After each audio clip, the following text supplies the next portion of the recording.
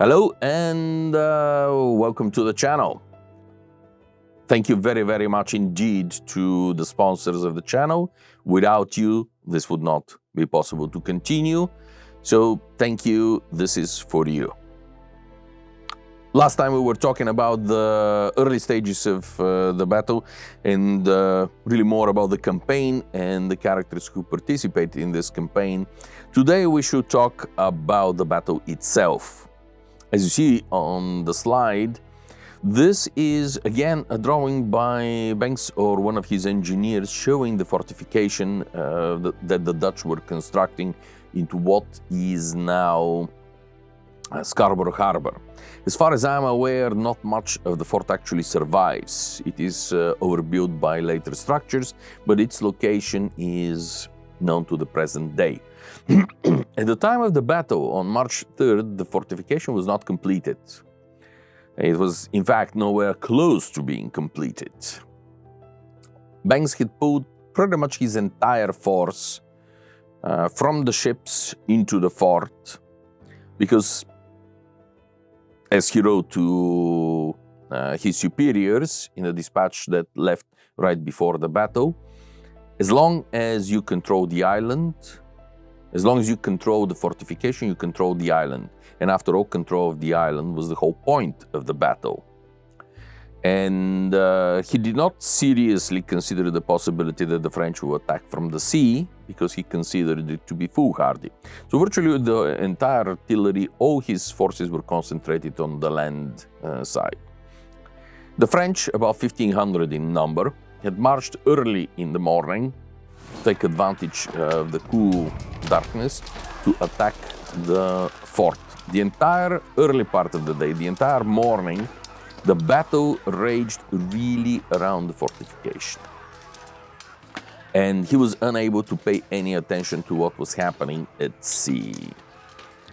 As this slide is showing you, this is Scarborough Harbour, or what we call Scarborough Harbour nowadays. At the time it was known as Rockley Bay or the Red Rock, named after these trees here and these rocks that you see.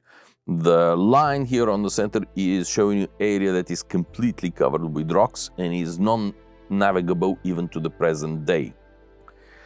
The Dutch ships were anchored across the accessible part in a line with 3 transports being hidden behind them. The ships were heavily undermanned and could not possibly actually actively fight a battle. The French approached in 2 columns.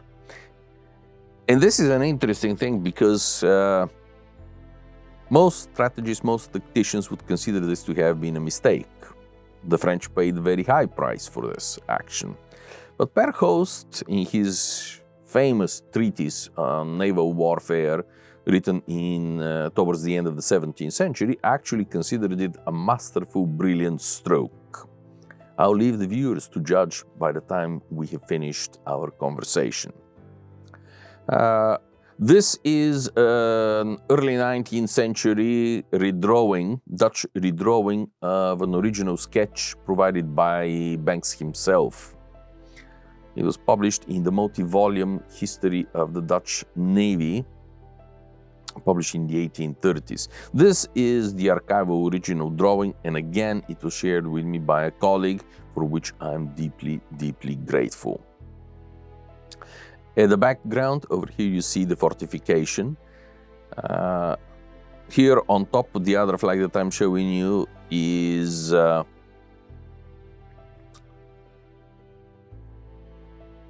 just a trench. It really was a flesh, no more than a flesh, that did not participate actively in this part of the battle as the French bypassed it.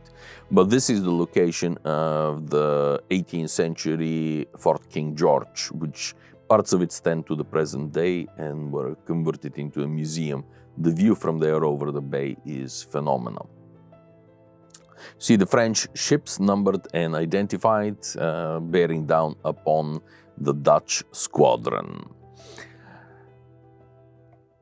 To compare the forces, the Dutch squadron under Jakub Banks or Binks. Some of the documents list him as Binks.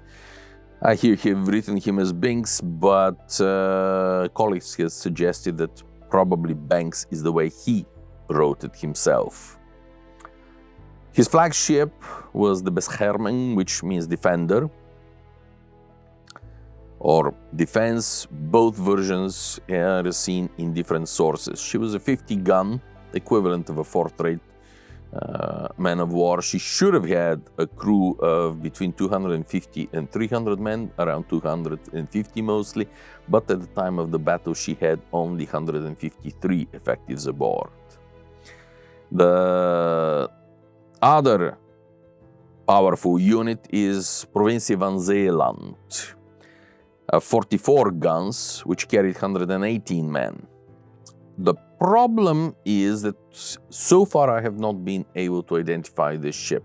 It does not appear to be a state vessel. Other scholars beside me have worked on this, and so far no one has positively identified the ship, so it may have been a private man of war rather than part of one of the admiralties, specifically the Amsterdam Admiralty. Then comes Huis de Kroningen.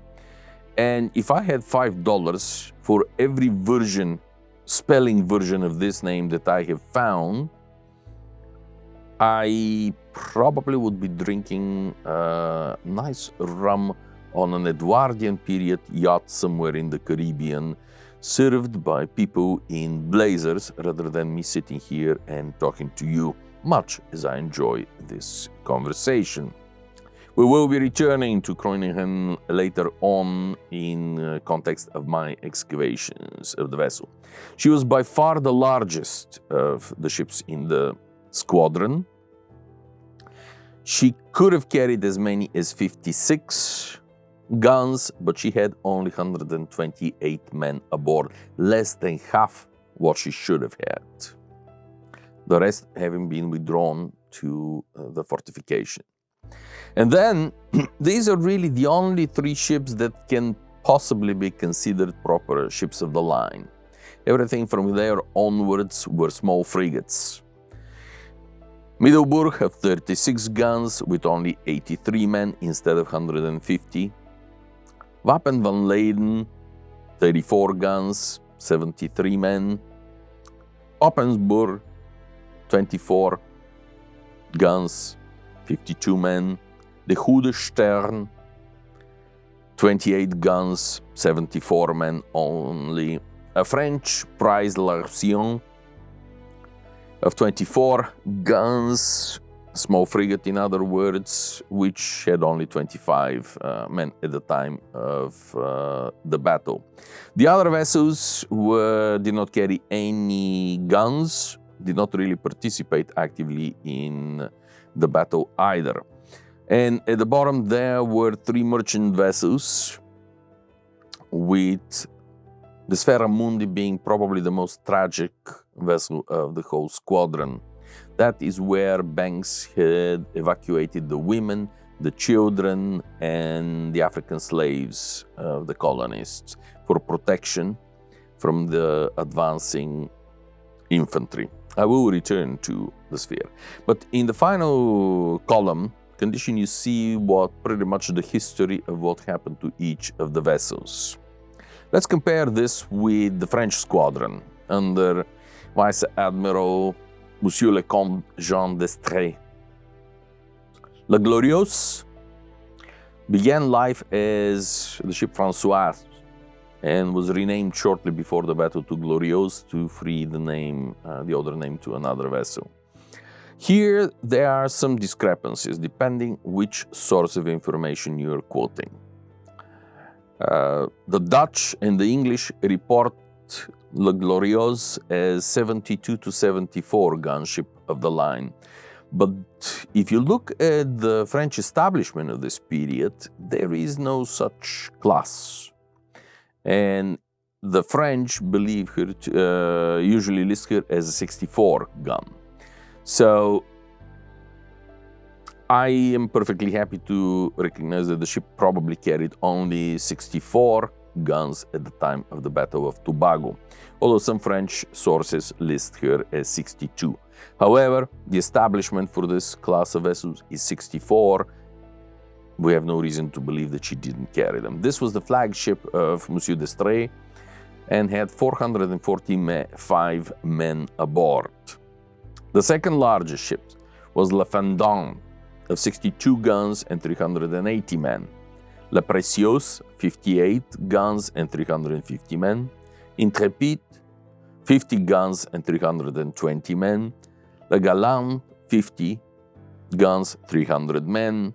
And then the smaller vessels, Le Marquis, 48 guns and 300 men. Le Mirion, 46 and 260 respectively, followed by the frigates of 38 to 36 guns. As you can see, the numerical and artillery supremacy is overwhelming. And this is not really showing us the full story of it, because it is not just the number of guns, it is the caliber of guns that matters. And in the Dutch squadron, only, here let's return to the slide with the Dutch vessels, only Bescherming and Huis de Kroningen are known to have carried 18-pounders. Kroningen may have had even some 24-pounders because in 1665 she is listed as carrying 4 24-pounders, but in the battles of 1666 she's carrying only 18-pounders, according to Dutch sources. Provincie van Zeeland, I cannot tell. We do not have any information about her. But theoretically, she may have carried at least some 18-pounders, though likely the majority of her heaviest artillery, the lower battery, is likely to have been 12-pounders. Bescherming definitely had a lower gun deck armament of 18-pounders and the upper of Demico variants, probably 8-pounders. The Middelburg and smaller vessels are unlikely to have carried anything heavier than 12-pounders. That is, for Middelburg and Wapen van Leyden, the smaller vessels probably carried only 8-pounders or even smaller. So you can see that the actual power was overwhelmingly in favor of the French. The artillery discrepancy, the broadside weight of metal that the French could throw, just their top 4 ships could throw more iron than the entire Dutch squadron. And that is even if the Dutch squadron was fully manned, which it wasn't. So this should have been an easy, overwhelming victory. The French deployed fire ships, and the fire ships drifted onto the Dutch fleet, which was anchored, moored fore and aft. Perfectly sensible approach to the action. The problem, however, is that the conflagration that started was not really what the French had intended at all. And as you can see, at least 2 of their ships got burned into the mess themselves. That, I'm pretty sure, was not forming part of Monsieur d'Estrées' plan. In the best traditions of chivalry, and after all, Monsieur d'Estrées was an aristocrat of very high rank, cousin to the king himself, with his Glorious, he misjudged which of the Dutch vessels is the flagship. He attempted to attack the flagship, which was Bescherming, but instead he mistook Huis de Kroningen as the flagship because of her being much larger vessel. So he proceeded to fight it out with the Huis de Kroningen. He even drifted into a boarding action. And this is where it really depends whose report of the action you're reading. Somehow, Huis de Kroningen was set on fire in the process of the battle. One of the Dutch versions that I personally believe is that the captain blew up the upper deck in order to push back the French advance on his ship and to destroy the boarding party. He was quite successful in this process, but the ship was on fire and started drifting towards shore. Meanwhile, the fire transferred to La Glorieuse, and D'Estrée himself barely escaped the conflagration, losing one or two fingers of his hand, the heroic and heavy wounds that he suffered in this battle. But his personal bravery cannot be questioned. He did lead his men from the front, he did all that could, and he proceeded to lose his flagship. House de Kroningen and Flak, the captain of the vessel, the ship was destroyed on the reefs, burned there, but had drifted so close to shore that quite a few men were able to wade across and make it to shore. Meanwhile, Römer Flach, the captain, was heavily burned and heavily wounded, drifted on the tide and also made it on land, and eventually he recovered from the wounds, amazingly enough, returned to service at sea. What a heroic officer this man was. But what is written and you cannot escape your fate. In the early 1700s, if memory serves me right, it was in 1703, he was protecting a Dutch convoy of merchant vessels. He had a squadron of only 3 vessels, and he was attacked by overwhelming French naval force. He saved the squadron, he saved his convoy by sacrificing himself and his squadron, and died in battle from wounds suffered during the engagement. My hat is off to this man, as it is to Banks, incidentally. The conflagration continued, but by the early afternoon, 2 things had happened. The French infantry had had enough fighting. It was getting hot, the Dutch had not crumbled, they had not made any progress in capturing the fort. They decided to quit, call it a day, and withdrew in the shadows. As far as the naval battle, this is when the situation changed. By this time, significant portions of the Dutch line were burning. The cables were burning through, and they were beginning to drift around the bay, setting off on fire other vessels. Most of this was quite unintentional, either by the French or by the Dutch, of course. I mentioned the Sfera Mundi. Tragically, she was one of the unintended victims. So, slaves, women, children burned in Sfera Mundi. As far as the French, as you can see in this slide, we're back to the French squadron. The flagship Glorieuse was burned. Le Précieux ran aground and was captured by the Dutch. Intrépide was dismasted, ran aground and captured. Le Marquis burned, exploded and sank somewhere in the bay. By the early afternoon,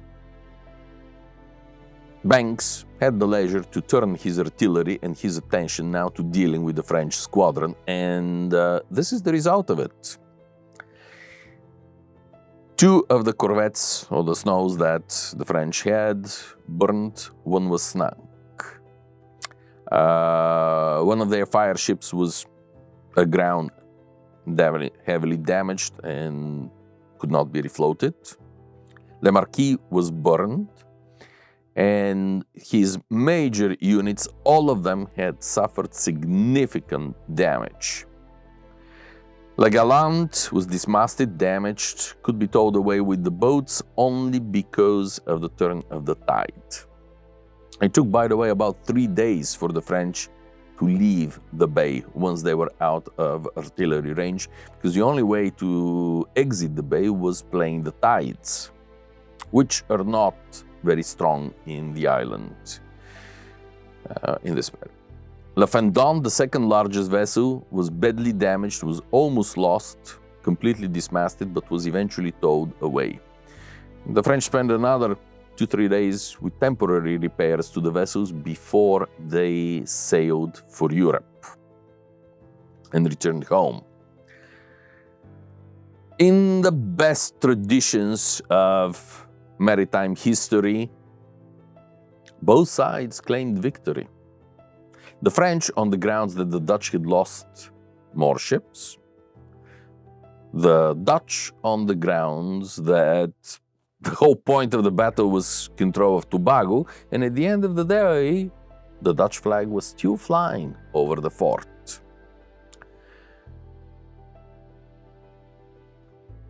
We will return to this topic next time with the consequences, the results of this battle, and the further fate of Banks' squadron, as well as the research that was carried out some years ago in the island by yours truly and his brilliant team led by the First Lieutenant Dr. Ingos. So, ladies and gentlemen, thank you ever so much for listening, for watching, for your generous support of the channel, and I'm looking forward to seeing you next time. Thank you ever so much.